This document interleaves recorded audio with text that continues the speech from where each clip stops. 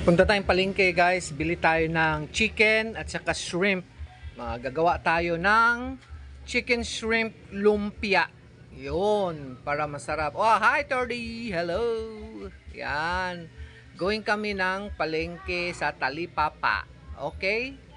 Kasi linggo ngayon, so kailangan naming magluto ng chicken shrimp lumpia.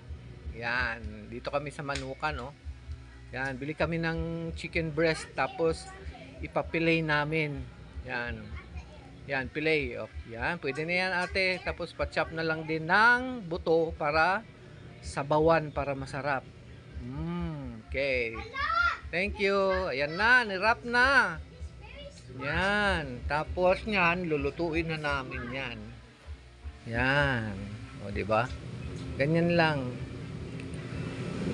Parang giniling yung manok at saka yung shrimp.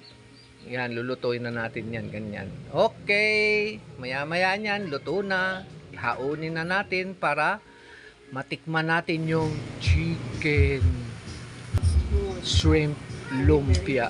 Yan. Yummy! Yummy? Sarap!